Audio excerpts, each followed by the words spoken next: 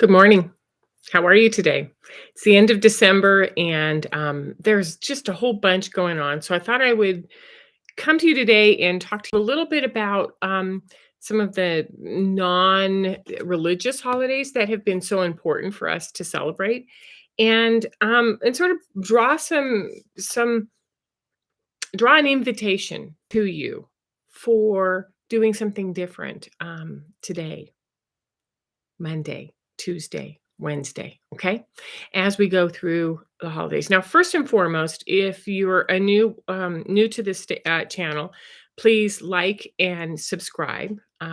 Also, I'm not going to be doing a show next Sunday because it is the day of Christmas and I will not be here. So, this is it for and then I'll do one right on New Year's Day. So we will celebrate at the very end of the year as well. So, ah, this end of December, what can I actually say about end of December? I thought about it today. It was like, do I want to talk about entitlement? And like how many people have I heard that have talked about, well, it's about the gifts, it's about the time, and if they cared about me, they would. If someone really wanted to celebrate with me, they would. And I thought, no, I don't really want to do that. But what came up was that we are really dealing with conditioning as a culture. And this holiday season is one of the most intensely conditioned times of the year.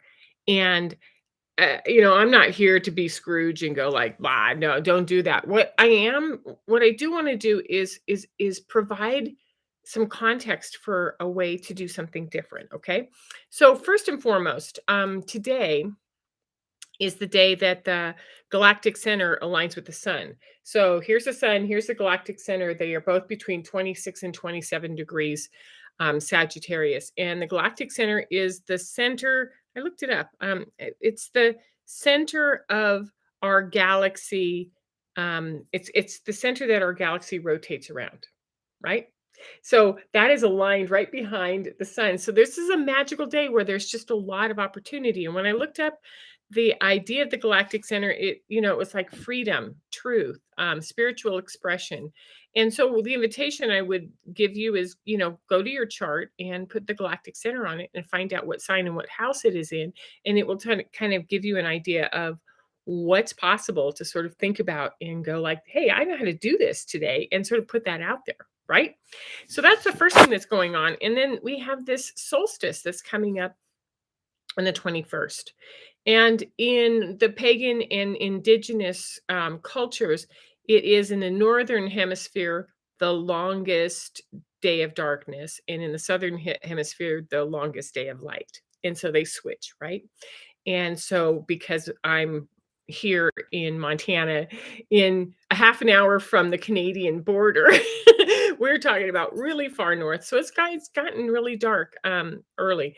So dark as in the amount of sunshine that's outside, dark as in the weather, the cold is sort of driving us inside, and dark as far as like what is going on. I'm being driven down into, out of my head, through my heart, down into the sacral, into the cauldron where there's like these feelings. And last week I talked about feelings. So go back and watch that if you haven't seen that yet. But these are deep internal rememberings, wisdoms, depths of ourselves. And so it makes sense to me that as we are going into the longest, coldest winter days, right? That you have I almost want to say, like, you have a friend inside of you that wants you to go and talk with it and meet with it and go like, hey, stop ignoring me. I'm deep, I'm mystical, I'm magical, and I am the deepest form of feminine within you. If you stay at the surface level and you distract and you're out here all the time, then you're not owning the wisdom that resides here. And so the solstice is always an invitation to go down into that wisdom and go, can I get to know you a little bit better? Because we have what I do with my coaching is yeah, we can create playfulness and we can create joy and we can create happiness and light. right? And we can also create self-wisdom, knowledge, stability, and that sort of the feelings that reside down deep within us, right? So when we hold these two, and then this is the parameter that we move within all the time. It's like I can go up to joy and I can go down into my depth, and it isn't dark and scary because I'm familiar with it and I know it. So on this solstice, what we want to do is create this space between the two, right? So the other thing is that we're entering Capricorn, and Capricorn on the 22nd. So we have the solstice, there's solstice eve on the 20th, there's solstice on the 20th, and then we enter Capricorn, which is an earth sign. And it's a cardinal sign. So we're in cardinal because cardinal is sort of like a power color, right? Or birds representations, cardinal. Maybe you get it, maybe you don't. I did. um, It is an earth sign, it is cardinal, it is leadership. It is the sign that talks about personal power and embodiment. So it isn't just sort of, moving around and working on earth like Taurus, right? Man, it is not like that. It is standing in your power in full embodiment and moving yourself forward as you navigate the physical earth. So with this power, and so I brought some tarot cards, and okay, so Capricorn is ruled by Saturn. So now you have a planet that's just sort of stern and going like, are you paying attention? Are you in your body? Right? And it is also in the tarot ruled by the devil. Now, this is the thought deck. I've never liked this card because it's very, goat-ish, and it has all this masculine testosterone kind of feel to it. But it's very much about um, using all of your willpower, all of your grit to stay physical in this 3D form. Now, what I like the way that Osho Zen does the devil card. This is Capricorn. Now, if I thought about this about 2 minutes before I came on screen, was that I would love to take this onto Canva and take every single one of these goats and put little Santa hats and bells on them and reindeer horns and everything, because this is what it looks like at this time of year.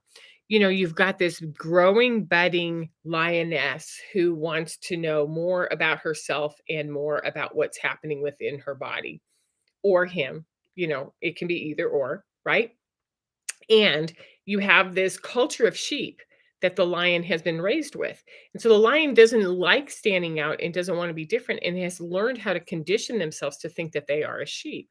They've even gone so far, and I've used this card several times, to tie a sheep onto them so that they look more like a sheep. But if we were to put Christmas and holiday crap all over those sheep, then it would be like, I have to do something different than this distraction, because pretending like there's light and joy, having actual light and joy in your body is different. And so that's why Capricorn coming in on the 22nd really just hits hard. And I often wonder if the hallmark, the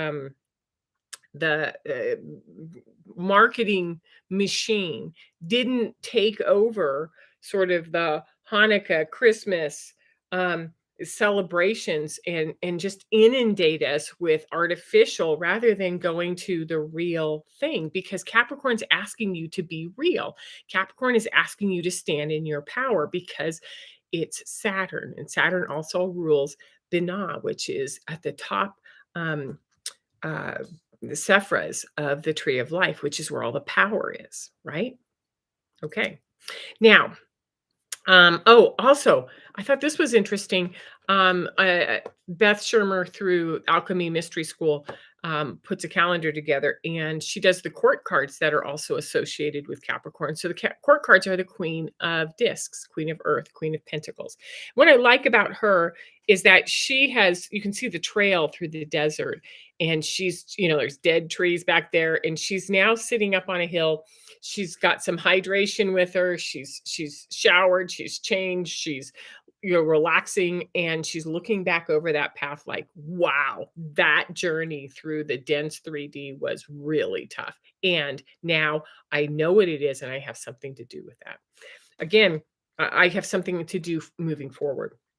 Going to the Osho Zen, she's totally empowered, sitting open in her feminine. She's got the moon behind her, and she's got the lotus growth of the roots below her, and she's physically manifesting and bringing things into the world. So this is what Capricorn is nudging at us. So find out, what planets you have in Capricorn. Find out what your relationship is with Capricorn, because it's a real powerhouse of embodiment.